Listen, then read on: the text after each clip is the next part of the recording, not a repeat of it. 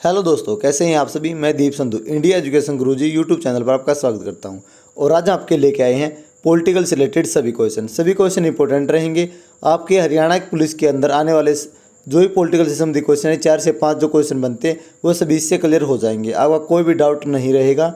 इस वीडियो को लास्ट तक देखना और वीडियो स्किप मत करना। और यदि आप हरियाणा के किसी भी एग्जाम की तैयारी कर रहे हैं ना, तो हमारे चैनल को सब्सक्राइब कर लीजिए। वीडियो को लाइक और शेयर जरूर करें, क्योंकि हम स्पेशल हरियाणा के लिए क्वेश्चन बनाते हैं और सभी इंपॉर्टेंट होते हैं भाई, जो एग्जाम में ज़्यादातर पूछे जाते हैं।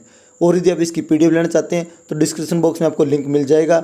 अदरवाइज आप हमारे व्हाट्सअप नंबर 8607 880744 या फिर 80 590 81 508 पर हम पे मैसेज कर सकते हैं। आपको वहाँ से पीडीएफ मिल जाएगी। तो चलिए शुरू करते हैं आज की ये वीडियो। भारतीय संविधान की रचना में निम्न में से किसने सर्वाधिक गंभीर प्रभाव छोड़ा? तो बताइए इसका आंसर क्या आएगा। तो फ्रेंड इसका आंसर आ जाएगा भारतीय सरकार अधिनियम 1935। आंसर क्या होगा? डी। नेक्स्ट क्वेश्चन है, जुलाई 1946 में स्थापित संविधान सभा के सदस्यों में निम्न में से कौन शामिल नहीं था? तो बताइए इसका आंसर क्या आएगा। तो फ्रेंड इसका आंसर आ जाएगा महात्मा गांधी। आंसर क्या होगा? सी। भारतीय संविधान सभा गठित करने का आधार क्या था? तो बताइए इसका आंसर क्या आएगा। तो फ्रेंड इसका आंसर आ जाएगा कैबिनेट मिशन प्लान 1946। आंसर होगा बी। अगला क्वेश्चन है, स्वतंत्र भारत की लोकसभा का पहला अध्यक्ष कौन था? ये क्वेश्चन कई बार एग्जाम में पूछा जाता है। तो बताइए इसका आंसर क्या होगा। तो फ्रेंड इसका आंसर हो जाएगा जीवी मावलकर। आंसर क्या होगा? डी। और फ्रेंड मेरी आपसे रिक्वेस्ट है, वीडियो को लाइक और शेयर जरूर कर दिया करो। तो फिर अब देर किस बात की, अभी की अभी इस वीडियो को लाइक और शेयर जरूर कर दो। तो कर दिया आपने लाइक और शेयर। अब देखते हैं अगला क्वेश्चन, भारतीय संविधान सभा का संवैधानिक सलाहकार कौन था? तो बताइए इसका आंसर क्या आएगा। तो फ्रेंड इसका आंसर आ जाएगा BN राव। आंसर क्या हो गया? सी। सरकार के संसदीय रूप का विचार कहां से लिया गया? तो ये कहां से लिया गया है बताइए। फ्रेंड ये लिया गया है ब्रिटेन से। आंसर क्या होगा? बी। किस तंत्र में कुछ लोग अधिक लोगों पर शासन करते हैं? तो इसका आंसर क्या आएगा बताइए। आंसर आ जाएगा इसका अलग तंत्र। आंसर क्या होगा? डी। उस देश का नाम बताइए जिससे भारत ने संविधान संशोधन प्रक्रिया को लिया है। तो बताइए इसका आंसर क्या आएगा। आंसर आ जाएगा दक्षिण अफ्रीका। आंसर क्या होगा? सी। भारतीय संविधान अपनाया गया था, तो ये कब अपनाया गया था बताइए। देखो अपनाया गया था 26 नवंबर 1949 को। आंसर क्या होगा? सी। लेकिन लागू कब हुआ था? 26 जनवरी 1950 को। एक सिंपल भाषा में कह सकते हैं, बन के तैयार हुआ 26 नवंबर 1949 को, लेकिन लागू हुआ 26 जनवरी 1950 को। भारत का प्रथम उप प्रधानमंत्री कौन था बताइए। इसका आंसर क्या आएगा। तो फ्रेंड इसका आंसर आ जाएगा वल्लभ भाई पटेल। आंसर क्या हो गया? बी। निम्न में से भारतीय संविधान सभा का पहला अध्यक्ष कौन था? तो बताइए इसका आंसर क्या आएगा। तो ये थे डॉक्टर राजेंद्र प्रसाद। आंसर क्या हो गया? ए। अगला क्वेश्चन है, भारत के पहले राष्ट्रपति के रूप में डॉक्टर राजेंद्र प्रसाद का चुनाव किया गया था संविधान सभा के द्वारा। किसके द्वारा? संविधान सभा के द्वारा। हमारा राष्ट्रीय गान पहली बार कब और कहां गाया गया था? तो बताइए इसका आंसर क्या आएगा। तो फ्रेंड इसका आंसर आ जाएगा 27 दिसंबर 1911 को कोलकाता में। आंसर क्या होगा? डी। आधारित लोकतंत्र किससे संबंधित है? तो बताइए इसका आंसर क्या आएगा। आंसर आ जाएगा उपरोक्त सभी। आंसर क्या होगा? डी। एक तंत्र का अर्थ है, तो बताइए इसका अर्थ क्या है। तो फ्रेंड इसका अर्थ है मात्र एक व्यक्ति द्वारा निरंकुश शासन। आंसर क्या होगा? सी। सार्वजनिक वयस्क मताधिकार दर्शाता है कि भारत एक ऐसा देश है जो, तो क्या आएगा इसका आंसर। लोकतांत्रिक है। आंसर क्या होगा? सी। लोकप्रिय प्रभुसत्ता क्या है? तो बताइए इसका आंसर क्या आएगा। इसका आंसर डी आ जाएगा जनता का प्रभुत्व। संवैधानिक राजसी का अर्थ है, तो इसका अर्थ क्या है बताइए। संविधान द्वारा प्राप्त शक्तियों के अनुसार राजा के द्वारा शक्तियों का प्रयोग। आंसर क्या होगा? सी। अगला क्वेश्चन है, स्वतंत्र भारत में निम्नलिखित में से कौन सी महिला किस राज्य की पहली राज्यपाल बनी? तो ये कौन सी महिला थी बताइए। इसका आंसर क्या आएगा। तो फ्रेंड ये थी सरोजिनी नायडू, जो कि बनी थी उत्तर प्रदेश की। आंसर क्या होगा? ए। अगला क्वेश्चन है भारतीय संविधान कब लागू हुआ था? तो क्वेश्चन आ गया ना, बताइए इसका आंसर क्या आएगा? यह अभी मैंने बताया भी था। तो ये लागू हुआ था 26 जनवरी 1950 को। आंसर क्या होगा? ए। अगला क्वेश्चन है भारत में दल रहित लोकतंत्र का प्रस्ताव किसने रखा था? तो बताइए इसका आंसर क्या आएगा? तो फ्रेंड इसका आंसर आ जाएगा ए, जयप्रकाश नारायण ने। अगला क्वेश्चन है डॉक्टर भीमराव अंबेडकर ने संविधान का हृदय और आत्मा किसे कहा है? तो ये किसे कहा है बताइए? तो इसका आंसर आ जाएगा संवैधानिक उपचारों का अधिकार यानी आर्टिकल 32 को। निम्न में से किसको धर्मनिरपेक्ष राज्य कहा जाएगा? तो बताइए इसका आंसर क्या आएगा? तो फ्रेंड इसका आंसर आ जाएगा धर्मों के बीच भेदभाव न करने वाला राज्य क्या कहलाएगा? धर्मनिरपेक्ष। तो इसका आंसर क्या आ जाएगा? सी। अगला क्वेश्चन है संविधान के अंतर्गत भारतीय लोकतंत्र के आदर्शों को हम कहाँ देख सकते हैं? तो बताइए इसका आंसर क्या होगा? तो ये देख सकते हैं प्रस्तावना में। आंसर क्या हो गया? ए। अगला क्वेश्चन है विधि का शासन की संकल्पना कहाँ की संवैधानिक प्रणाली की एक विशेष विशिष्टता है? तो बताइए इसका आंसर क्या आएगा? तो आंसर आ जाएगा इसका ब्रिटेन। आंसर क्या होगा? ए। अगला क्वेश्चन है भारत के संविधान में भारत को किस रूप में वर्णित किया गया है? तो बताइए इसका आंसर क्या आएगा? तो इसका आंसर आ जाएगा राज्यों का संघ। आंसर क्या होगा? डी। निम्न में से किस निर्णय में कहा गया है कि धर्मनिरपेक्षवाद और संघवाद भारतीय संविधान की मूल विशिष्टताएं हैं? तो बताइए इसका आंसर क्या आएगा? तो आंसर आ जाएगा बी। भारत के संविधान में संघीय शब्द का प्रयोग कहाँ हुआ है? तो ये कहाँ पे हुआ है? बताइए इसका आंसर क्या आएगा? तो आंसर आ जाएगा संविधान में कहीं नहीं। आंसर क्या होगा? सी। भारतीय संविधान के अनुच्छेद 1 में यह घोषणा की गई है कि इंडिया अर्थात भारत है। तो भारत क्या है? राज्यों का संघ। आंसर क्या होगा? ए। भारतीय संविधान कैसा है? तो ये कैसा है बताइए? अर्धसंघीय। ठीक है। आंसर क्या होगा? बी। भारतीय संविधान के किस अनुच्छेद को डॉक्टर बी.आर. अम्बेडकर ने भारतीय संविधान का हृदय या फिर आत्मा कहा? तो बताइए इसका आंसर क्या आएगा? अभी मैंने बताया भी था इसका आंसर। आंसर क्या है? अनुच्छेद 32। तो आंसर क्या होगा इसका? डी। सामाजिक न्याय का क्या अर्थ है? तो बताइए सामाजिक न्याय का क्या अर्थ है? तो फ्रेंड इसका अर्थ हो जाएगा जाति, नस्ल, रंग और लिंग आधारित सभी प्रकार का भेदभाव दूर होना चाहिए। तो आंसर क्या हो गया? सी। अब देखते हैं अगला क्वेश्चन। भारतीय संविधान सभा के किस वर्ष में कामकाज प्रारंभ किया गया? तो कब किया गया ये? 1946 में। आंसर क्या होगा? बी। संसद के केंद्रीय कक्ष में संविधान सभा की पहली बैठक कब हुई? तो पहली बैठक कब हुई बताइए? तो ये हुई थी 9 दिसंबर 1946 को। आंसर क्या होगा? डी। भारतीय संविधान की प्रारूप समिति के अध्यक्ष कौन थे? तो ये कौन थे? ये थे भीमराव अंबेडकर। आंसर क्या हो गया? ए। एकात्मक सरकार में समस्त ताकत किसके हाथ में होती है? तो ये किसके हाथ में होती है बताइए? ये होती है केंद्रीय सरकार यानी केंद्र सरकार के हाथों में। भारतीय संविधान में राष्ट्रपति के चुनाव की प्रणाली किस देश से ली गई है? तो बताइए इसका आंसर क्या आएगा? तो फ्रेंड इसका आंसर आ जाएगा आयरलैंड। आंसर क्या होगा? सी। भारतीय संविधान में समवर्ती सूची किस संविधान से ली गई है? तो किस संविधान से ली गई है बताइए? तो फ्रेंड ये ली गई है ऑस्ट्रेलिया से। आंसर क्या होगा? डी। प्रस्तावना के अनुसार परम शक्ति किसके हाथों में होती है? बताइए इसका आंसर क्या आएगा? तो इसका आंसर आएगा जनता। आंसर क्या होगा? डी। भारत में सरकार की संसदीय प्रणाली इसलिए है क्योंकि, तो बताइए इनमें से सही कौन सा है? तो फ्रेंड सही हो जाएगा लोकसभा में मंत्री परिषद उत्तरदायी है। निम्न में से कौन सी भारतीय संविधान की विशेषता नहीं है? तो बताइए इनमें से कौन सा आंसर सही है? तो आंसर आ जाएगा सरकार का आध्यात्मिक रूप। आंसर क्या हो गया? सी। भारत में किस प्रकार का लोकतंत्र है? तो बताइए इसका आंसर क्या आएगा? आंसर आ जाएगा प्रतिनिधियों का। निम्न में से कौन सा देश आधुनिक लोकतंत्र की स्थापना करने वाला पहला देश था? तो इसका आंसर बताइए क्या आएगा?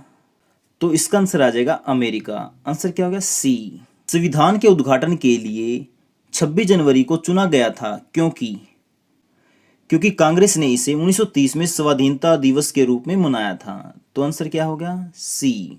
भारत के संविधान का निर्माता किसे माना जाता है? बताइए। तो ये तो सबको पता होगा। आंसर क्या आएगा? B R Ambedkar. तो क्या होगा आंसर? बी। भारतीय संविधान कब अस्तित्व में आया?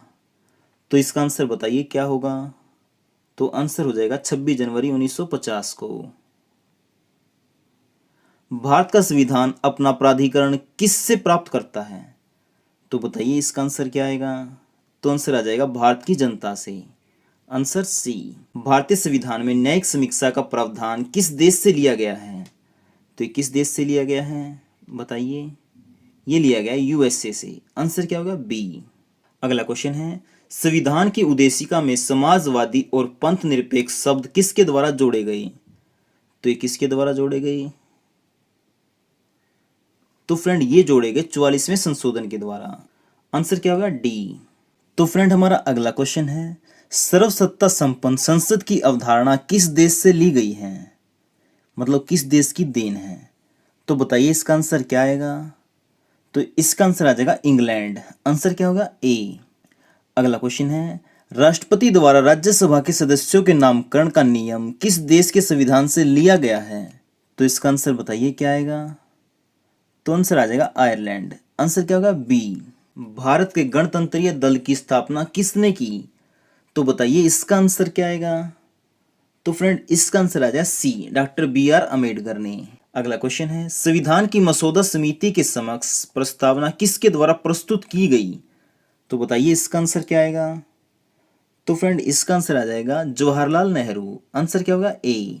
अगला क्वेश्चन है, संविधान सभा में यह किसने कहा था कि सरकारी नीति के निर्देशक सिद्धांत किसी बैंक में दे उस चेक की तरह है जिसका भुगतान बैंक अपनी सुविधा अनुसार करता है?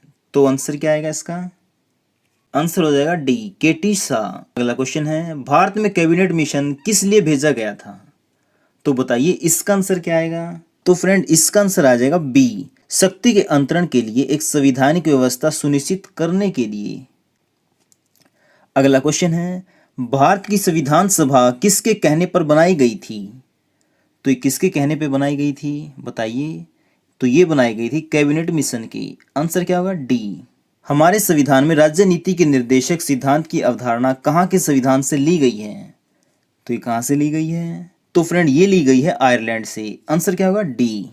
अगला क्वेश्चन है, हमारे संविधान की प्रस्तावना में कोई उल्लेख नहीं है। तो ये किसका नहीं है? ये है वयस्क मताधिकार का। आंसर क्या होगा? डी। भारत में एकल नागरिकता की अवधारणा अपनाई गई। तो ये कहाँ से अपनाई गई है? तो फ्रेंड ये अपनाई गई है इंग्लैंड से। आंसर क्या होगा? ए। भारत का संविधान भारत को कैसे वर्णित करता है?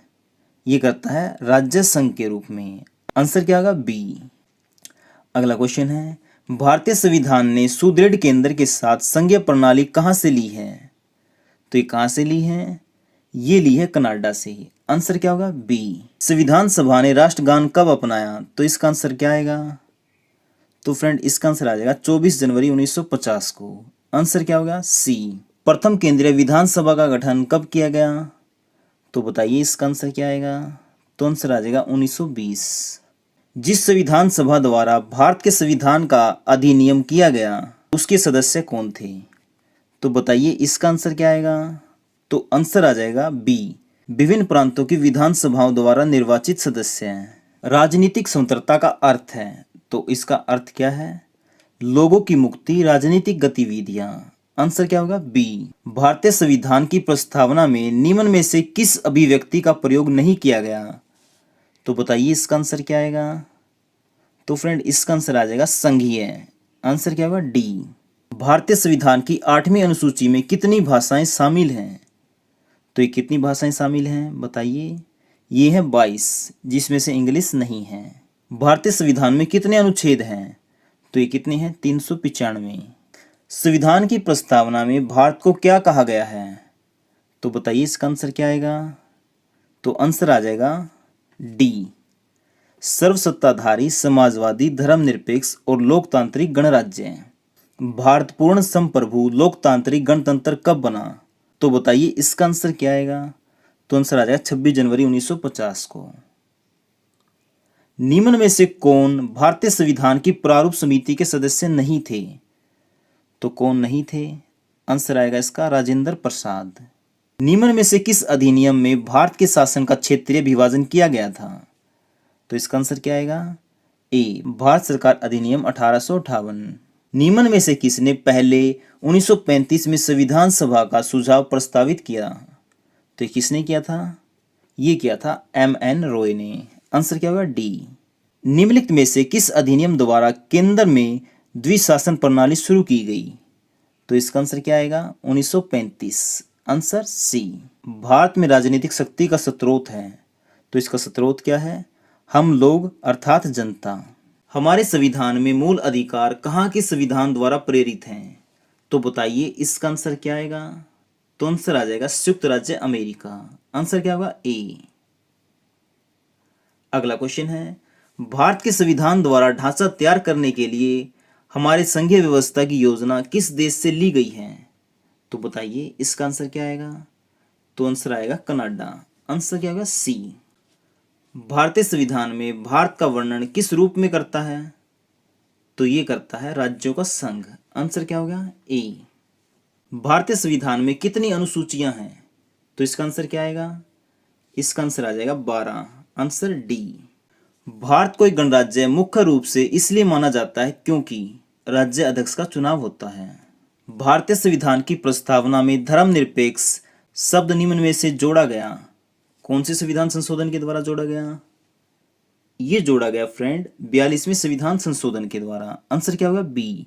भारतीय संविधान की प्रस्तावना में निम्नलिखित में से किसका उल्लेख नहीं किया गया? तो आंसर क्या आएगा इसका? सी, वयस्क मताधिकार का। भारतीय संविधान का कौन सा भाग केंद्र शासित प्रदेशों के बारे में बताता है? तो इसका आंसर क्या आएगा? भाग 8। आंसर क्या होगा? सी। भारतीय संविधान का प्राधिकार स्रोत कौन सा है? तो आंसर क्या आएगा इसका? इसका आंसर आ जाएगा भारतीय लोग। Answer C. बंधुत्व का अर्थ क्या है? तो इसका अर्थ क्या है बताइए? ये है भाईचारे की भावना। Answer A. भारत के संविधान का गठन किसके द्वारा किया गया था? तो ये किसके द्वारा किया गया था बताइए? तो फ्रेंड ये किया गया था विधानसभा। Answer B. निम्नलिखित में से संविधान मसौदे समिति के अध्यक्ष कौन थे? तो फ्रेंड कौन थे ये बताइए? तो ये थे डॉक्टर B.R. अम्बेडकर। भारतीय संविधान में कुल कितने भाग हैं? तो कुल कितने भाग हैं बताइए? ये हैं 25। प्रारूप समिति के अध्यक्ष कौन थे? तो ये कौन थे? B.R. अम्बेडकर। लोकतांत्रिक संस्थाओं के विकास के लिए कौन सा कारक आवश्यक है? तो इसका आंसर क्या आएगा? तो इसका आंसर आ जाएगा व्यक्तिगत अधिकारों के प्रति सम्मान। आंसर क्या होगा? बी। अगला क्वेश्चन है, यदि भारत के राष्ट्रपति त्यागपत्र देना चाहें तो उन्हें यह त्यागपत्र किसको संबोधित करना होगा? तो बताइए इसका आंसर क्या आएगा? तो आंसर आएगा उपराष्ट्रपति। आंसर क्या होगा? सी। निम्नलिखित में से राष्ट्रपति के किस समाधान शक्ति के अंतर्गत दंड की प्रकृति को नरम कर दिया जाता है? तो बताइए इसका आंसर क्या आएगा? तो आंसर आ जाएगा इसका लघुकरण। Answer A. भारत में राष्ट्रपति कितनी बार वृत्तीय आपात स्थिति की घोषणा कर चुके हैं? तो बताइए इसका आंसर क्या आएगा? तो आंसर आएगा अभी तक एक बार भी नहीं। आंसर क्या होगा? बी, कभी नहीं। भारत के राष्ट्रपति को किसके द्वारा अपदस्थ किया जा सकता है? तो बताइए इसका आंसर क्या आएगा? तो फ्रेंड इसका आंसर आ जाएगा संसद के द्वारा। निम्नलिखित में से कौन से भारत राज्य का कार्यपालक अध्यक्ष है? तो बताइए इसका आंसर क्या आएगा? तो आंसर आ जाएगा इसका राष्ट्रपति। Answer B. भारत के प्रथम उप प्रधानमंत्री कौन थे? तो ये थे सरदार वल्लभ भाई पटेल। आंसर होगा इसका बी। भारतीय संविधान के निम्नलिखित में से किस अध्याय में जनता को मूल अधिकार दिए गए हैं? तो आंसर बताइए इसका क्या आएगा? आंसर आ जाएगा डी, तीसरे भाग में। एकाधिकार मततंत्र क्या है? तो बताइए इसका आंसर क्या आएगा? आंसर आएगा इसका सी। प्रति वोटर एक वोट देता है तथा कुछ विशेष योग्यताओं वाले वोटर एक से अधिक वोट देते हैं। निम्नलिखित में से कौन सा स्वाभाविक रूप में न्यायपूर्ण है? तो आंसर बताइए इसका क्या आएगा? आंसर आएगा मौलिक अधिकार। आंसर क्या होगा? सी। अगला क्वेश्चन है, मताधिकार एक प्रकार से क्या है? यह एक विधि है जिसमें वोटर अपना वोट देने का अधिकार का प्रयोग करता है। आंसर क्या होगा? बी। निजता का अधिकार किसके अधीन आता है? तो बताइए इसका आंसर क्या आएगा? आंसर आएगा अनुच्छेद 21, आंसर सी। स्वतंत्र भारत के प्रथम राष्ट्रपति कौन थे? तो बताइए ये कौन थे? ये थे राजेंद्र प्रसाद। आंसर क्या होगा? डी। भारत के वह कौन से एकमात्र दूसरे उपराष्ट्रपति थे जिन्होंने एस राधाकृष्णन के बाद दूसरी बार अनुक्रमिक अवधि में पद प्राप्त किया? आंसर बताइए इसका क्या आएगा? M H Ansari. आंसर क्या होगा? सी। निम्नलिखित में से किसके पास भारतीय सुरक्षा बलों का सर्वोच्च कमान प्राप्त है? तो ये किसके पास होता है? ये होता है भारत के राष्ट्रपति के पास। आंसर क्या होगा? डी। निम्नलिखित राष्ट्रपतियों ने जिस क्रम में सेवा की उसमें निम्नलिखित में से कौन सा क्रम सही है? तो बताइए कौन सा सही है? तो ये है पहले वाला। सबसे पहले एन.एस. रेड्डी, फिर ज्ञानी जैल सिंह, फिर आर वेंकटरमन, उसके बाद शंकर दयाल। निम्नलिखित में से कौन हमारे देश के दोनों में से किसी भी सदन का सदस्य नहीं होता? तो बताइए इसका आंसर क्या आएगा? ये आएगा राष्ट्रपति। आंसर क्या होगा? सी। अगला क्वेश्चन है, रिक्त स्थान भरो अधिकार कर्तव्यों में निहित है। आंसर क्या होगा इसका? सी। समानता का निम्नलिखित में से कौन सा प्रकार समानता की उदारवादी धारणा के सदृश नहीं है? तो इसका आंसर क्या आएगा?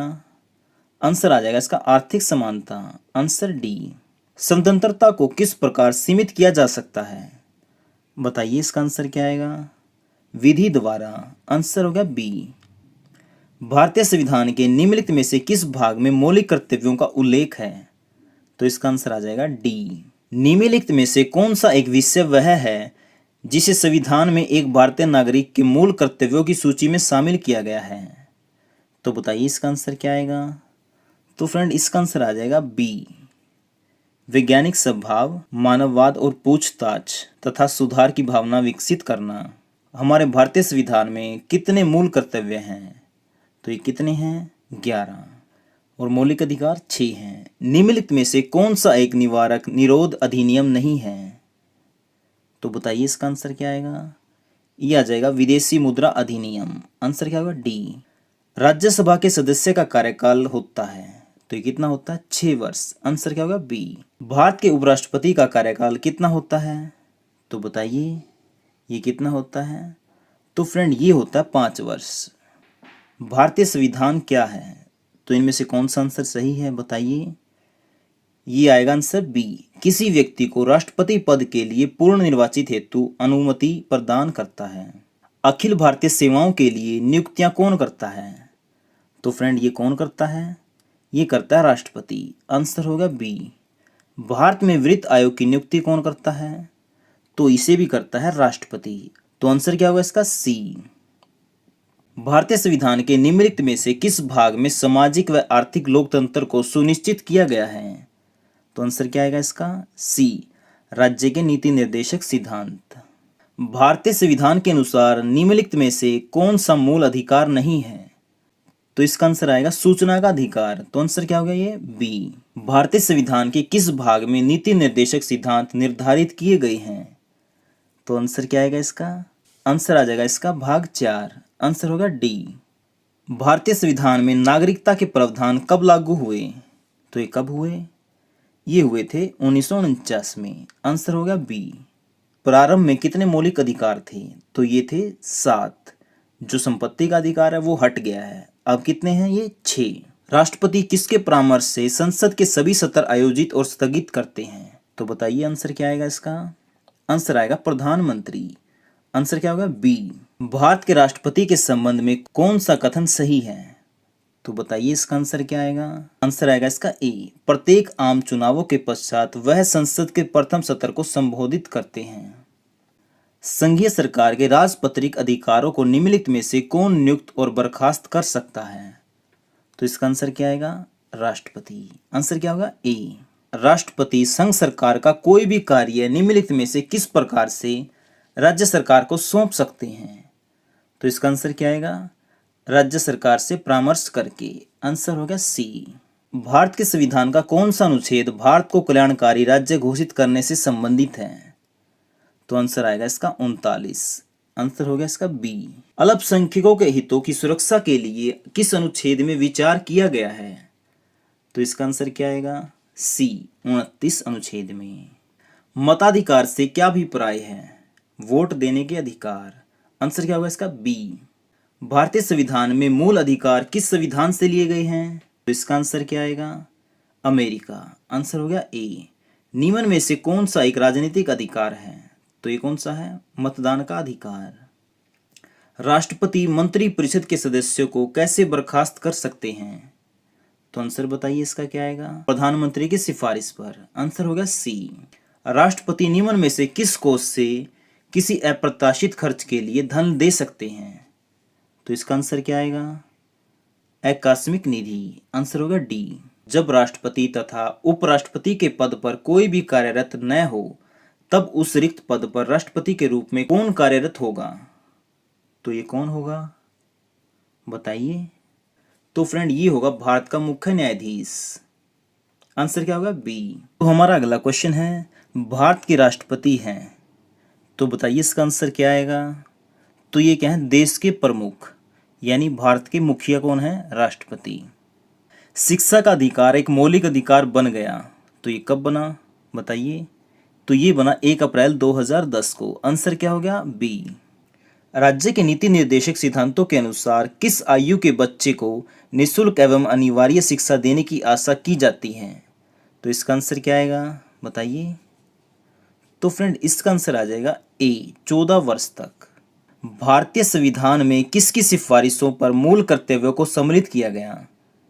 तो इसका आंसर क्या आएगा? तो फ्रेंड इसका आंसर आ जाएगा स्वर्ण सिंह समिति के। आंसर क्या होगा? बी। हमारे संविधान में निर्देशक सिद्धांत क्या हैं बताइए? तो फ्रेंड ये आ जाएंगे कानूनी अदालतों द्वारा अपरिवर्तनीय। भारतीय संविधान नागरिकों के लिए आर्थिक न्याय किसके माध्यम से सुनिश्चित करता है? तो किसके माध्यम से सुनिश्चित करता है बताइए? तो ये करता है प्रस्तावना से। आंसर क्या होगा? सी। भारतीय संविधान का भाग 4 निम्नलिखित में से किससे संबंधित है?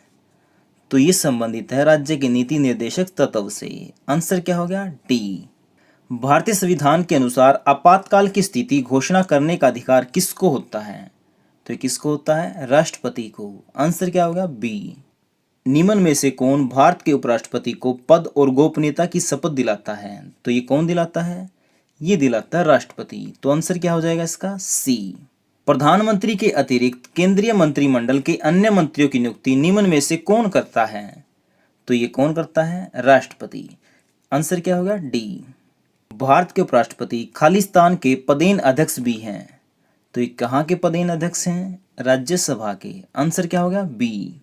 भारत के राष्ट्रपति पर निर्वाचित होने की न्यूनतम आयु सीमा कितनी है? तो ये कितनी है? 35 वर्ष। आंसर क्या होगा? बी।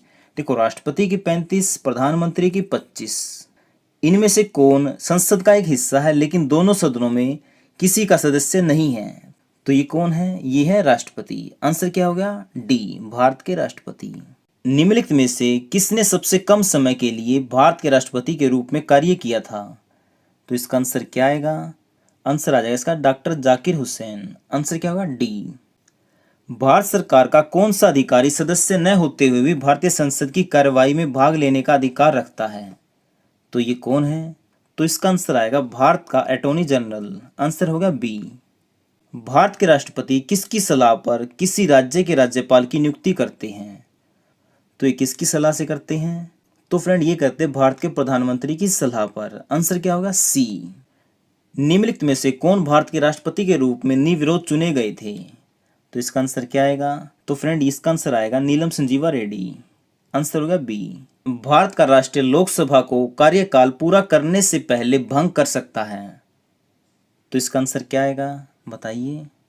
तो फ्रेंड इसका आंसर आएगा प्रधानमंत्री की सलाह पर। आंसर होगा डी। निम्नलिखित में से वह कौन सी रीट है जो न्यायालयों, निगमों, सरकारी कर्मचारियों या व्यक्तियों को उनके द्वारा लोक कर्तव्य निष्पादित किए जाने का निर्देश देते हुए जारी की जाती है? तो कौन सी रीट है ये बताइए? तो फ्रेंड ये है परमादेश रीट। आंसर क्या होगा? सी। भारत के संविधान में संवैधानिक उपचारों का अधिकार निम्नलिखित में से किस अनुच्छेद में दिया गया है? तो इसका आंसर क्या आएगा? सी, 32वें अनुच्छेद में। निम्नलिखित में से अनुच्छेद 21 में कौन सा अधिकार दिया गया है? तो बताइए। जीवित रहने का अधिकार। आंसर क्या होगा? डी। भारत में कानून के समक्ष समानता कहाँ से लिया गया है? तो ये कहाँ से लिया गया है? संविधान से। नागरिक और विदेशियों दोनों को प्राप्त है मौलिक अधिकार। आंसर क्या होगा? बी। भारतीय संविधान में कितने मौलिक अधिकार हैं? ये है 6। आंसर क्या होगा? बी। संघीय राज्य की संयुक्त बैठक किस लिए बुलाई जा सकती है? तो आंसर क्या आएगा इसका? आंसर आ जाएगा किसी गैर वित्तीय विधेयक पर दोनों सदनों में गतिरोध के समाधान हेतु। लोकसभा द्वारा पारित धन विधेयक राज्यसभा द्वारा भी पारित मान लिया जाता है यदि उच्च सदन उस पर किस समय सीमा में कार्य संपादन न कर सके। तो आंसर आएगा इसका 14 दिन। आंसर क्या होगा? बी।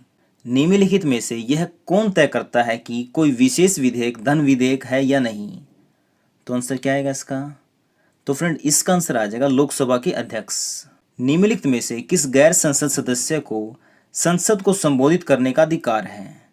तो इसका आंसर क्या आएगा? भारत के महान्यायवादी को। आंसर होगा ए। वित्त आयोग का गठन किस अवधि के लिए होता है? तो बताइए इसका आंसर क्या आएगा? तो फ्रेंड ये होता है 5 वर्ष की अवधि के लिए। आंसर होगा सी। निम्न श्रेणियों में से किसके विधेयक केवल लोकसभा में ही प्रारंभ किए जा सकते हैं? तो बताइए इसका आंसर क्या आएगा? आंसर आएगा वित्त विधेयक। आंसर होगा सी। पंचवर्षीय योजना के मसौदे का अनुमोदन अंतिम रूप से कौन करता है? तो ये कौन करता है? तो फ्रेंड ये करता है राष्ट्रीय विकास परिषद। आंसर होगा सी। लोकसभा में कोई धन विधेयक निम्न में से किसकी पूर्व अनुमति के बिना प्रस्तुत नहीं किया जा सकता? तो इसका आंसर क्या आएगा? तो फ्रेंड इसका आंसर आ जाएगा राष्ट्रपति। आंसर होगा बी। जब न तो अध्यक्ष हो और न ही उपाध्यक्ष तब लोकसभा की अध्यक्षता निम्न में से कौन करता है? तो बताइए कौन करता है? लोकसभा के अध्यक्ष द्वारा रखे गए सभापति के पैनल में से कोई सदस्य। आंसर क्या होगा? सी। निम्नलिखित में से किसके संबंध में राज्यसभा को लोकसभा के अपेक्षाकृत अधिक अधिकार प्राप्त हैं? तो बताइए इसका आंसर क्या आएगा? तो इसका आंसर आएगा नई अखिल भारतीय सेवाओं का गठन करना। आंसर क्या होगा इसका? सी। राज्यसभा में निर्वाचित सदस्यों की अधिकतम संख्या कितनी है? तो इसका आंसर आएगा 238। आंसर क्या होगा? बी।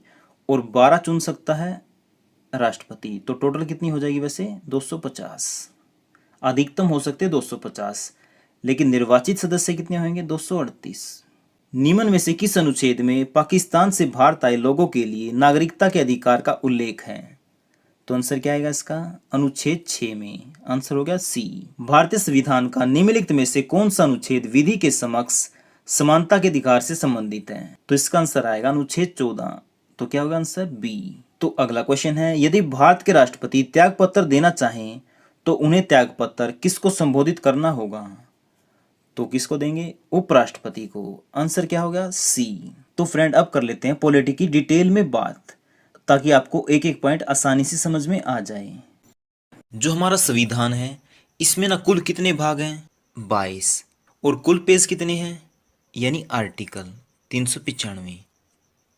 देखो सिंपल भाषा में समझो इसे। जैसे हमारे पास कोई बुक होगी, उसमें क्या है? 22 तो चैप्टर हैं और उस बुक में पेज कितने हैं? 395। आगे बात आपको समझ में? यानी हमारे भारतीय संविधान में 22 तो भाग हैं और 395 है पेज यानी आर्टिकल, जिसे हम कहते हैं अनुच्छेद। जैसे हमारी बुक होती है उसमें क्या होता है? स्टार्टिंग में ना उस बुक के बारे में बताया होता है ना भाई, कौन सा चैप्टर है, कौन सा कितने पेज पे है, ये होता है। इसी तरह हमारे संविधान में जो स्टार्टिंग में बताया गया है उसे हम क्या कहते हैं?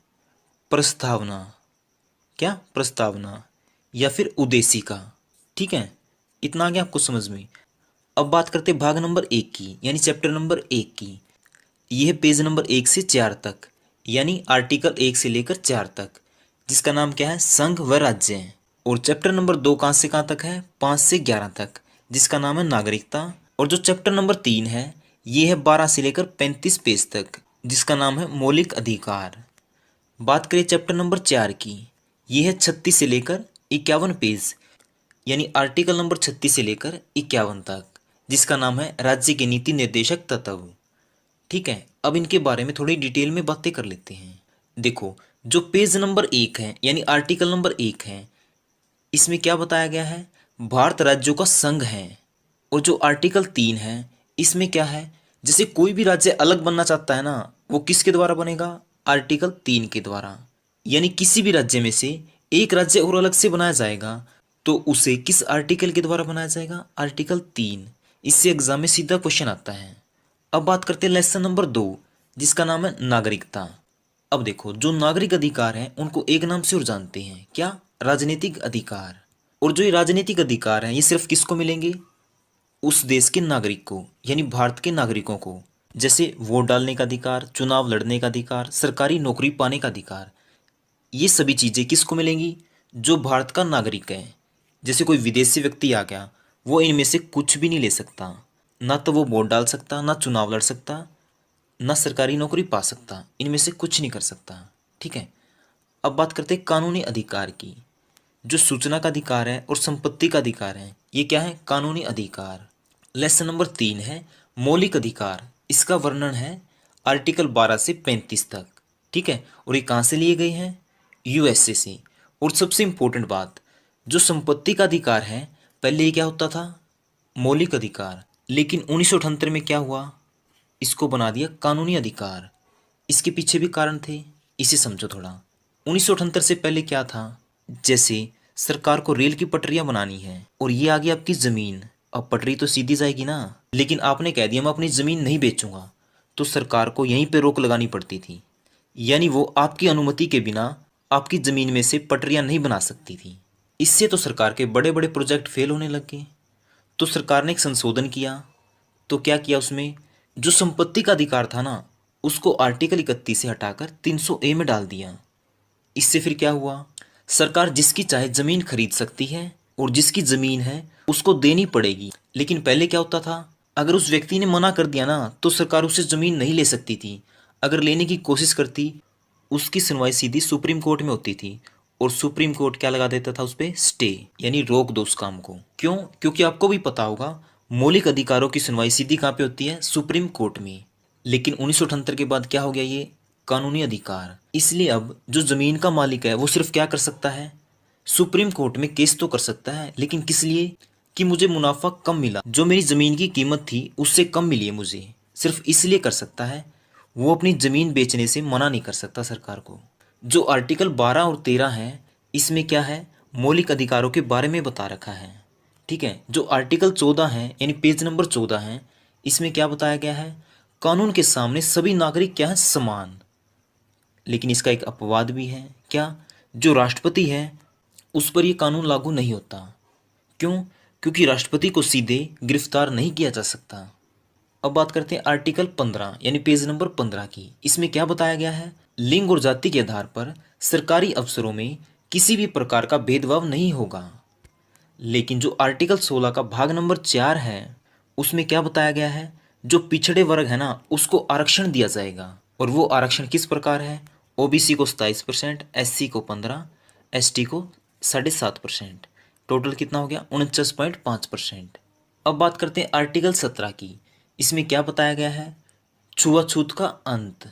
और आर्टिकल 18 में क्या बता रखा है? सभी उपाधियों का अंत कर दिया था इसमें। यानी जो खेल और साहित्य का सम्मान है, यानी उपाधि है, वो सिर्फ कौन देगी? केंद्र सरकार। इसके अलावा किसी की भी उपाधि और सम्मान मान्य नहीं होगा। और इंदिरा गांधी ने 1971 में क्या कर दिया था? सभी राजाओं के अधिकार छीन लिए थे। अब बात करते हैं स्वतंत्रता का मौलिक अधिकार। इसका वर्णन आर्टिकल किस में है? 19 से लेकर 22 तक। जो आर्टिकल 19 है, इसमें क्या बता रखा है? कि स्वतंत्रता 6 प्रकार की है। और आर्टिकल 19 के पहले भाग में बता रखा है, इसमें प्रेस की स्वतंत्रता है। आर्टिकल 20 की बात करें, इसमें दो सीधी के अधिकार के बारे में बता रखा है। इसे समझो। इसके अनुसार क्या है? जब तक दोष प्रमाणित नहीं होता तब तक उस व्यक्ति को दंड नहीं दिया जाएगा। और जब उसने जुर्म किया था ना, उसी दिन के अनुसार जो उस टाइम कानून था, उसी के अनुसार उस व्यक्ति को दंड दिया जाएगा। और एक बात और, एक जुर्म के लिए 2 बार सजा नहीं दी जा सकती। और बात करें आर्टिकल 21 की, ये सबसे इंपॉर्टेंट है। इसमें क्या बता रखा है? जीने का अधिकार। यानी देश में कितनी भी इमरजेंसी हो जाए, लेकिन आर्टिकल 21 को हटाया नहीं जा सकता। और जो आर्टिकल 21A है, इसमें शिक्षा का मौलिक अधिकार भी जोड़ा गया है। कौन से संशोधन द्वारा? 86वें। और कब? 2002 में। और इसको लागू कब किया गया? 1 अप्रैल 2010 को। इसके अंतर्गत क्या है, जो 6 से लेकर 14 साल तक के बच्चे हैं उनको निःशुल्क शिक्षा दी जाएगी। यानी 6 से लेकर 14 साल तक उनका शिक्षा पर एक भी पैसा नहीं लगेगा। आर्टिकल 22 में बता रखा है गिरफ्तार व्यक्ति के संदर्भ में। देखो, अगर किसी व्यक्ति को पुलिस ने गिरफ्तार कर लिया तो उसको ना 24 घंटे के अंदर अंदर जज के सामने पेश करना पड़ेगा। ये बात है साधारण मामलों की। और बात करें निवारक नज़रबंदी, ये क्या होती है? पुलिस किसी को पकड़ के उसे 3 महीने तक बिना बताए नज़रबंद रख सकती है। लेकिन ये किस मामलों में होगा? अगर वो व्यक्ति आतंकवादी हो। आर्टिकल 23 और 24 में क्या बता रखा है? शोषण के विरुद्ध अधिकार। बात करें आर्टिकल 23 की, इसमें क्या है? जबरदस्ती किसी से भी मजदूरी नहीं करवाई जा सकती, चाहे वो स्त्री हो या पुरुष हो। ठीक है। और जो आर्टिकल 24 है इसमें क्या बता रखा है? 14 वर्ष से कम उम्र के बच्चों से कारखानों में काम नहीं करवाया जा सकता। और अब बात करते हैं धार्मिक स्वतंत्रता का अधिकार।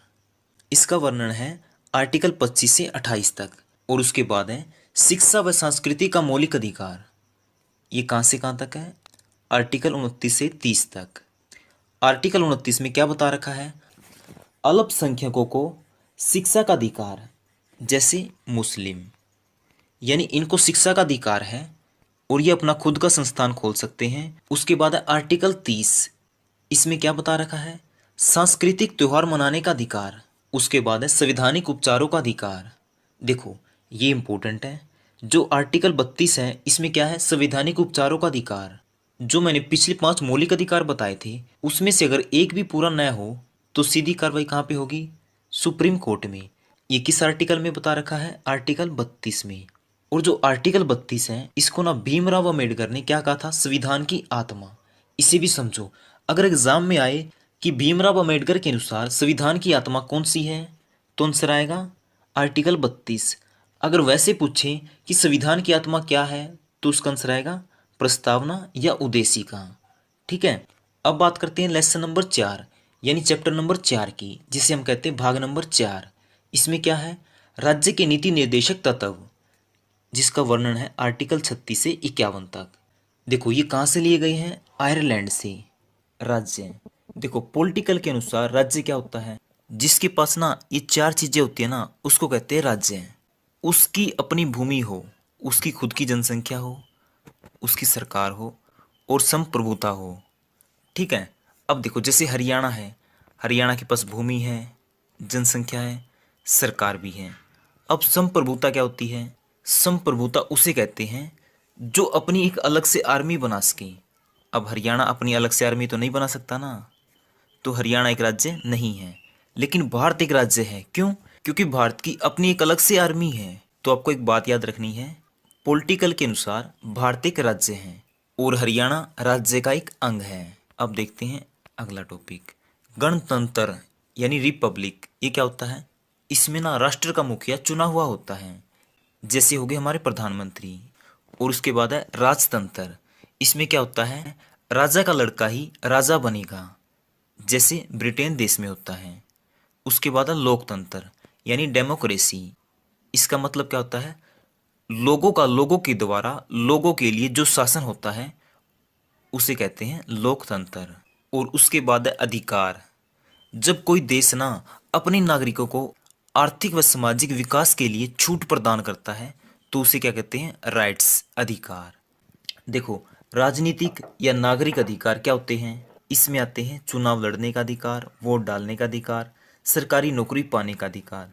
ये अधिकार ना सिर्फ भारतीयों को मिल सकते हैं। किसको? सिर्फ भारतीयों को। जैसे कोई इंग्लैंड से व्यक्ति आ जाए, अमेरिका से आ जाए, वो ना इनमें से कोई भी कार्य नहीं कर सकता। ना तो वो चुनाव लड़ सकता, ना वोट डाल सकता और ना सरकारी नौकरी पा सकता।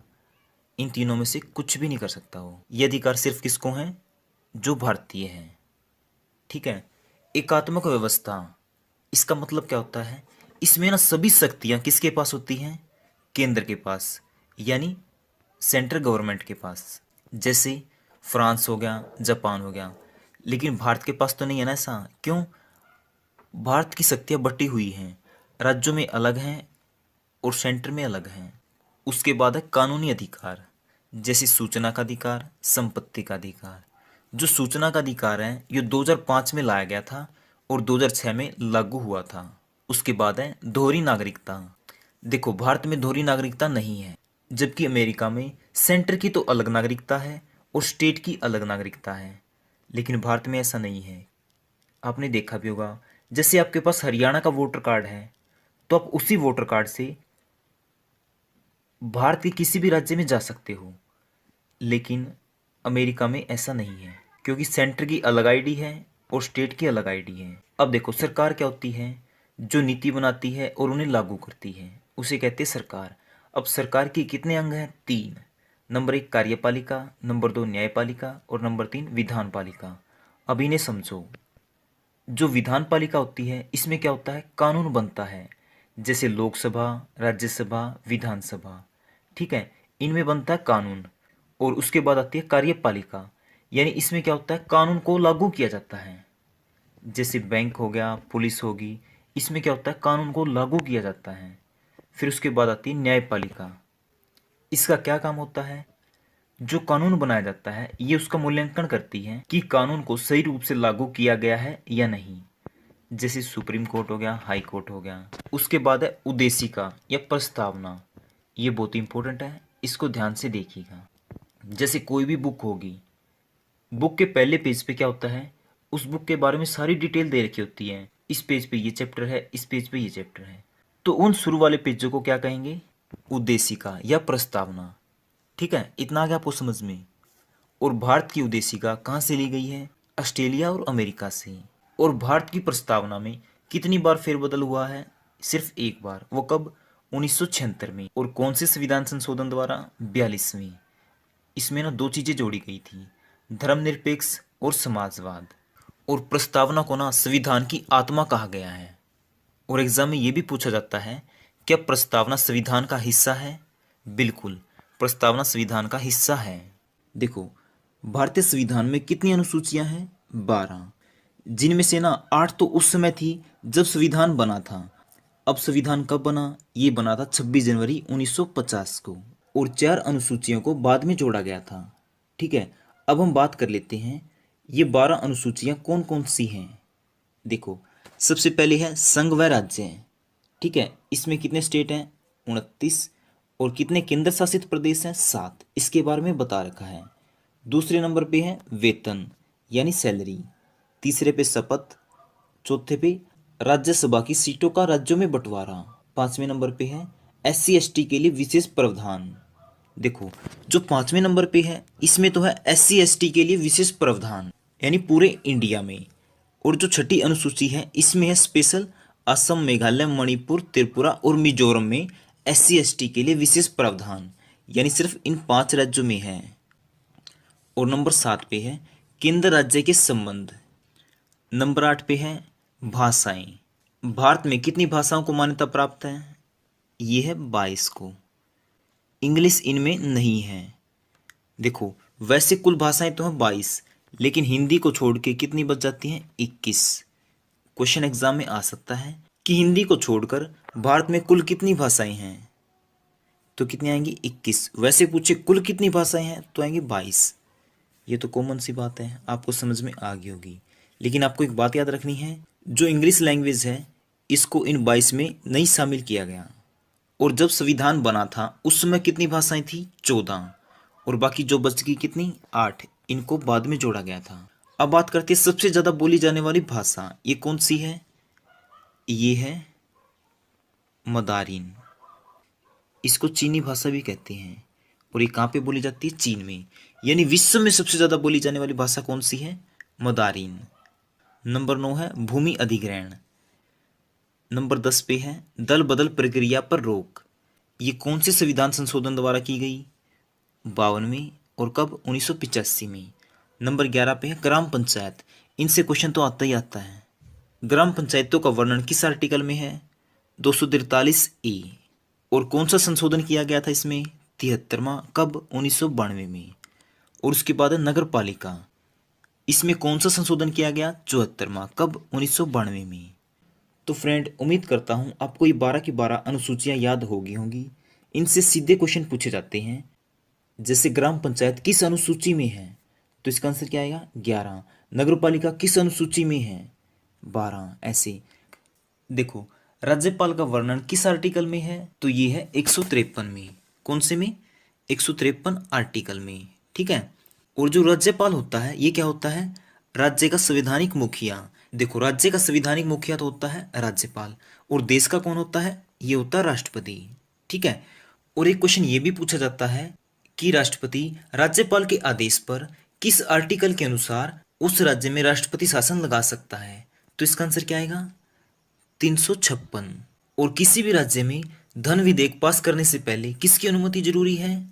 राज्यपाल की, ठीक है। और राज्यपाल का कार्यकाल कितना होता है? 5 वर्ष, या राष्ट्रपति जितना चाहे। यानी राष्ट्रपति के हाथ में होता है कि राज्यपाल को कितने दिन तक वहां का राज्यपाल बनाना है। और देखो जो राज्यपाल होता है वो किसकी नियुक्ति करता है? ये करता है जिला न्यायालय में न्यायाधीशों की, ठीक है। और एक बात और, जो राष्ट्रपति होता है ये राज्यपाल को बिना महाभियोग के हटा सकता है। जो राष्ट्रपति है उसके पास क्या होता है? समय याचना की शक्ति, लेकिन राज्यपाल के पास ये शक्तियां नहीं होती। और जो राज्य का महाधिवक्ता होता है उसकी नियुक्ति कौन करता है? राज्यपाल। और जो राज्य में जितने भी विश्वविद्यालय होते हैं उनका कुलपति कौन होता है? राज्यपाल। और देखो जो राज्यपाल होता है उसकी सैलरी कितनी होती है, यानी वेतन। देखो पहले तो था 1,10,000 रुपये, लेकिन अब ये बढ़ाकर कितनी कर दी गई है? 3.5 लाख, यानी 3.5 लाख रुपये। ये क्वेश्चन पूछा जा सकता है। राज्यपाल की सैलरी कितनी है? 3.5 लाख। और बात करें राष्ट्रपति की, इसकी 5 लाख, और उपराष्ट्रपति की 4 लाख, ठीक है। और राज्यपाल किसकी नियुक्ति करता है? मुख्यमंत्री की। और मुख्यमंत्री की सलाह पर मंत्रिमंडल की भी नियुक्ति करता है। और जो दिल्ली यूनिवर्सिटी है डीयू, इसका कुलपति कौन है? उपराष्ट्रपति, यानी वेंकैया नायडू, ठीक है। अब बात करते हैं ग्राम पंचायत की। देखो नंबर 1 तो ये स्थानीय स्वशासन का उदाहरण है, और इसकी स्थापना किसने की? लॉर्ड रिपन ने। और जो चोल वंश है ये किसके लिए जाना जाता है? स्थानीय स्वशासन के लिए।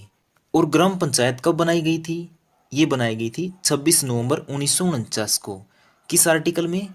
40। लेकिन इसको लागू कब किया गया? 26 जनवरी 1950 को। और पहली बार पंचायत की स्थापना कहाँ पे की गई? राजस्थान के नागौर जिले में, ठीक है। और कब की गई? 1959 में। और बात करें दूसरे नंबर पे, दूसरे नंबर पे की गई थी आंध्र प्रदेश में। कब? ये भी की गई थी 1959 में। और कहाँ पे? महबूब नगर में। और ग्राम पंचायत को संवैधानिक दर्जा कब दिया गया? 1992 में।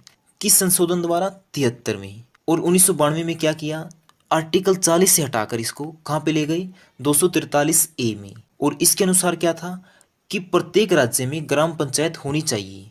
लेकिन इसका भी एक अपवाद है, लेकिन जो नागालैंड है ना, इसमें एक भी पंचायत नहीं है। और पंचायत का वर्णन किस भाग में किया गया है? ये किया गया 9 में, ठीक है। और जो ग्राम पंचायत होती है ये होती है 3 लेवल की, और सबसे पहले लागू हुई थी राजस्थान में। अब मैं बता देता हूँ 3 लेवल कौन से होते हैं।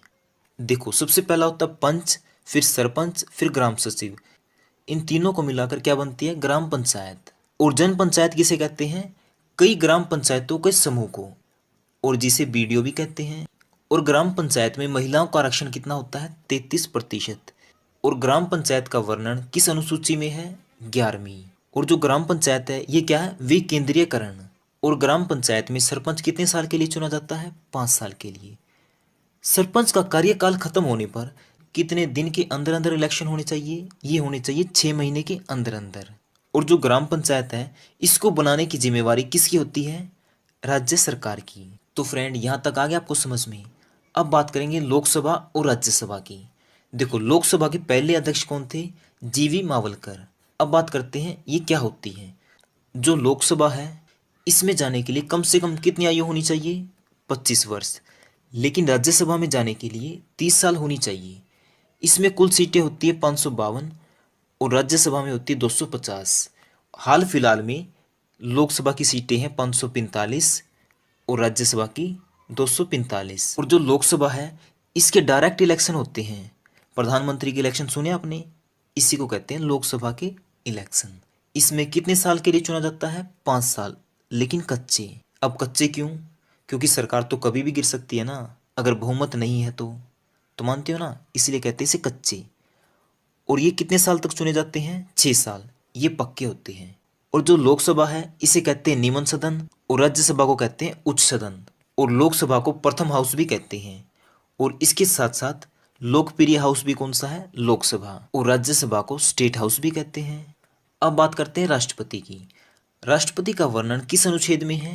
52 में। और राष्ट्रपति का पद कहाँ से लिया गया है? ब्रिटेन से। और राष्ट्रपति क्या होता है? कार्यपालिका का अध्यक्ष, देश का संवैधानिक मुखिया और देश का प्रथम व्यक्ति और तीनों सेनाओं का संवैधानिक अध्यक्ष।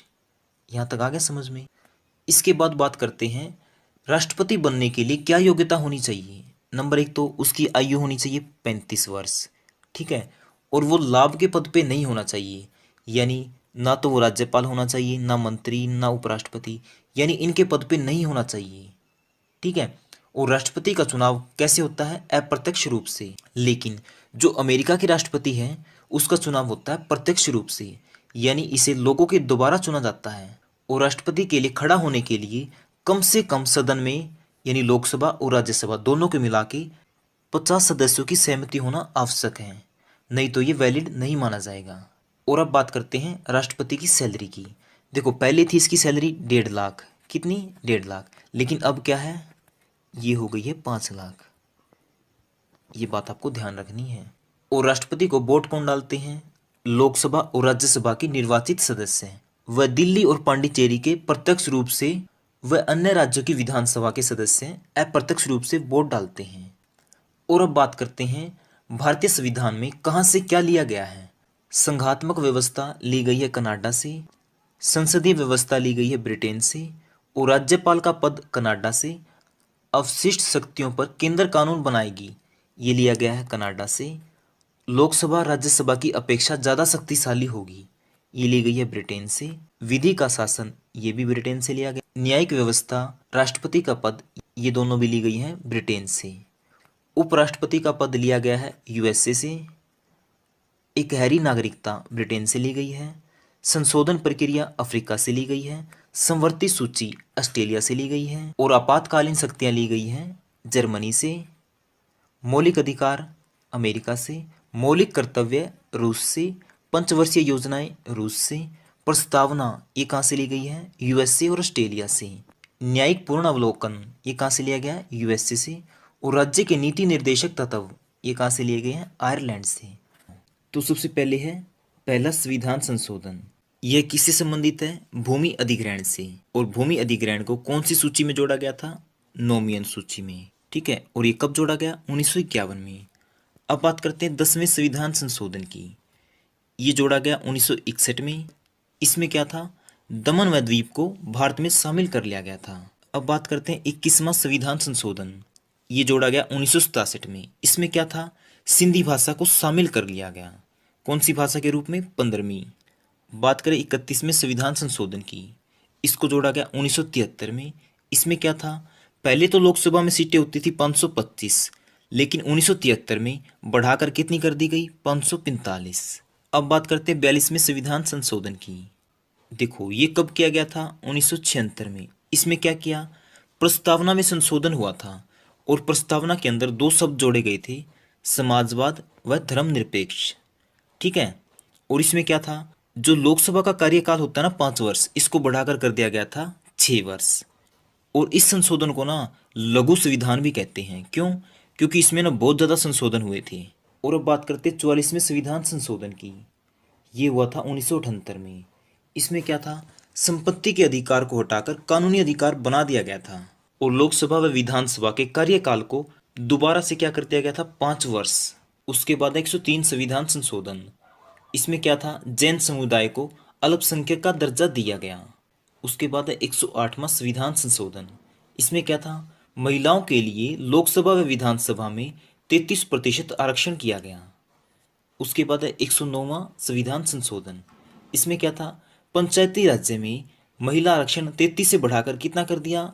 50%। उसके बाद है 114वां संविधान संशोधन।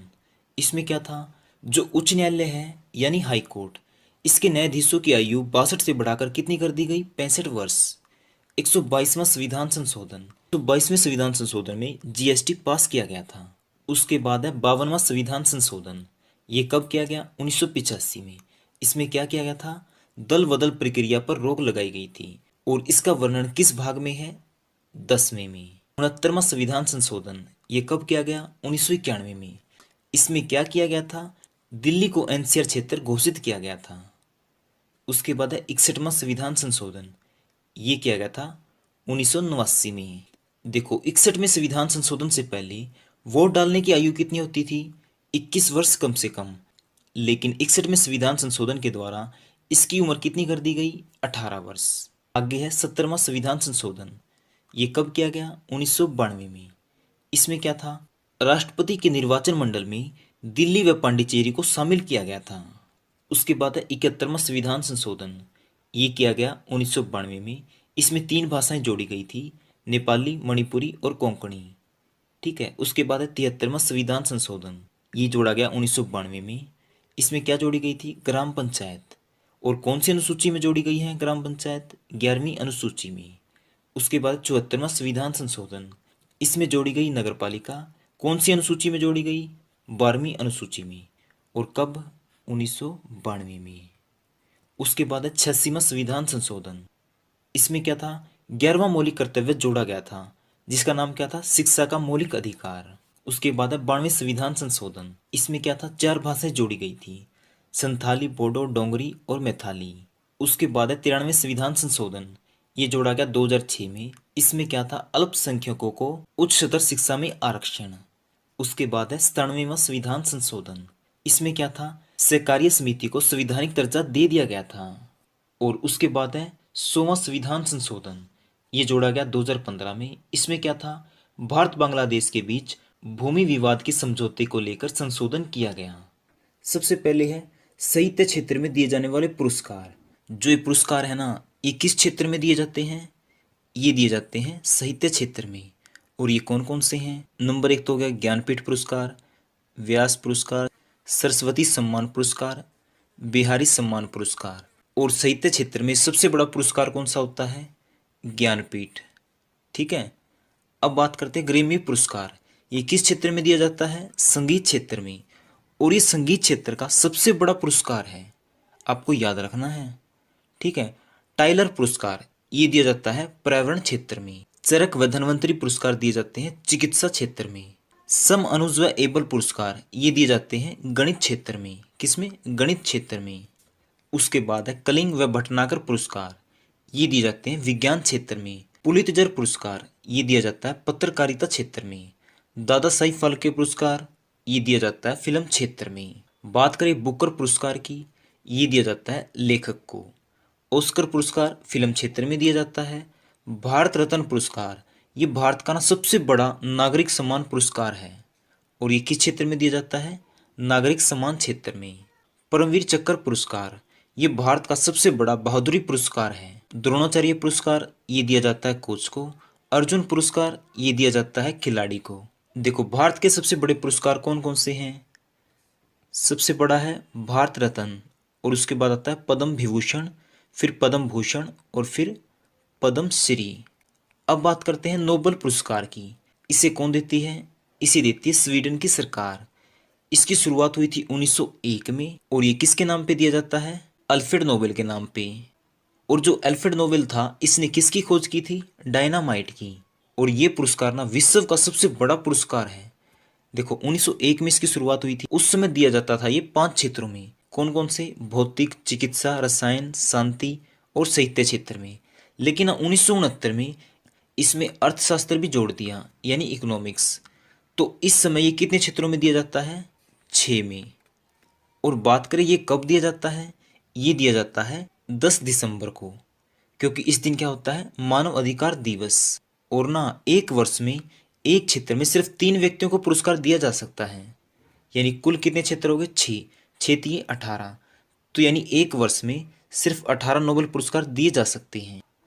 और एग्जाम में ये क्वेश्चन कई बार आ चुका है कि 2014 का नोबेल पुरस्कार किस भारतीय को मिला था? ये मिला था कैलाश सत्यार्थी को। किस क्षेत्र में? शांति क्षेत्र में। पाकिस्तान का सबसे बड़ा सम्मान कौन सा है? निशान पाकिस्तान। और जीपीएस की फुल फॉर्म क्या है? General pocket radio service. IMF यानी अंतर्राष्ट्रीय मुद्रा कोष और आईबीआरडी, इन दोनों की स्थापना कब हुई थी? 1945 में। नेल्सन मंडेला, ये थोड़ा इम्पोर्टेंट है। इनको ना अफ्रीका का गांधी भी कहते हैं। और ये कौन थे? अफ्रीका के स्वतंत्रता सेनानी। और ये दूसरे ऐसे विदेशी थे जिनको भारत रत्न से सम्मानित किया गया था। तो पहले कौन थे? वो थे खान अब्दुल गफार खां, जो कि थे पाकिस्तान से। उनको भारत रत्न मिला था 1989 में। और ये 1994 में अफ्रीका के पहले राष्ट्रपति बने थे। अब बात करते हैं एपीजे अब्दुल कलाम की। ये ना 2002 से लेकर 2007 तक भारत के क्या थे? राष्ट्रपति। कौन से नंबर के? 11वें नंबर की। और ये भारत के पहले अविवाहित राष्ट्रपति थे और लड़ाकू विमान में भी यात्रा करने वाले पहले राष्ट्रपति थे। इनकी मृत्यु हुई थी 27 जुलाई 2015 को। कहाँ पे? मेघालय के शिलांग में। और इनकी किताब है जो अक्सर पूछी जाती है, family of nation, wings of fire. ठीक है, ये दोनों आपको याद रखनी है। और जो वर्जिन चोटी है इसका नाम भी किसके नाम पे रखा गया है? अब्दुल कलाम के नाम पे। और जो व्हीलर द्वीप है इसका नाम भी बदलकर क्या रख दिया गया है? अब्दुल कलाम द्वीप। और अब बात करते हैं श्वेत क्रांति। इसका संबंध किससे है? दुग्ध उत्पादन से, जिसको इंग्लिश में कहते हैं ऑपरेशन फ्लड। इसके जनक कौन है? वर्गीस कुरियन। और जो भारत में आनंद शहर है उसमें क्या है? अमूल मिल्क की सबसे बड़ी फैक्ट्री, जिसको मिल्क सिटी भी कहा जाता है। और श्वेत क्रांति कब आई थी? 1970 में। बात करें गुलाबी क्रांति की, इसका संबंध किससे है? झींगा मछली के उत्पादन से, जो कि पाई जाती है मीठे पानी में। उपभोक्ता संरक्षण अधिनियम ये कब लागू किया गया? 1986। आप स्क्रीन के ऊपर देख सकते हैं ये सभी नोट्स। इनके पीडीएफ फाइल का लिंक मैंने डिस्क्रिप्शन में दे दिया है, आप चाहें तो वहाँ से डाउनलोड कर सकते हैं, या फिर आप हमारे व्हाट्सएप नंबर 80 590 81 508 पर मैसेज कर सकते हैं। हम आपको ये नोट्स उपलब्ध करा देंगे। और अगर आपने अभी तक भी हमारे चैनल को सब्सक्राइब नहीं किया है तो प्लीज़ कर लो यार, क्योंकि इस तरह की वीडियो हम डेली लेके आते रहते हैं। ओके फ्रेंड, इस वीडियो में इतना ही। हम मिलते हैं नई वीडियो के साथ, तब तक के लिए जय हिंद, वंदे मातरम। और अगर आप हरियाणा पुलिस के एग्ज़ाम की तैयारी कर रहे हैं तो हमने एक ई बुक बनाई है हरियाणा करंट अफेयर की, जिसमें पिछले 20 महीने का हरियाणा करंट अफेयर है। डिटेल में भी है, ऑप्शन टाइप भी है और वन लाइनर भी है। ठीक है, पहले आपको कौन सा पढ़ना है? डिटेल में, फिर ऑप्शन टाइप यानी उसका रिवीजन हो जाएगा, और फिर एग्जाम से पहले वन लाइनर, जिससे आप कम समय में इस पूरे करंट अफेयर का रिवीजन भी कर पाओगे। फ्रेंड, अगर आप इस ई बुक को चाहते हैं तो इसका लिंक मैंने डिस्क्रिप्शन में दे दिया है, आप चाहें तो वहाँ से डाउनलोड कर सकते हैं। तो दोस्तों आपने वीडियो देख ली होगी। ये सभी क्वेश्चन इंपॉर्टेंट थे और सभी सिलेक्टेड क्वेश्चन थे। ये आज तक आए हुए या फिर आने वाले समय में जिनके आने की संभावना, ये सभी क्वेश्चन कराए गए हैं। ठीक है, और इस वीडियो को जितना उसके शेयर कीजिए, वीडियो लाइक और शेयर कर दिए। अभी तक आपने चैनल को सब्सक्राइब नहीं किया ना, सब्सक्राइब कर लीजिए। और इसकी पीडीएफ का लिंक मैंने डिस्क्रिप्शन में डाल दिया है। अदरवाइज आप इसकी पीडीएफ का लिंक हमारे व्हाट्सअप नंबर 80 590 81 508 8607 8807 44 वाले नंबर पर व्हाट्सअप करके आप वहां से पीडीएफ का लिंक ले सकते हैं। और यदि अभी तक आपने हमारे चैनल को सब्सक्राइब नहीं किया है, सब्सक्राइब कर लीजिए। वीडियो को लाइक और शेयर जरूर करें।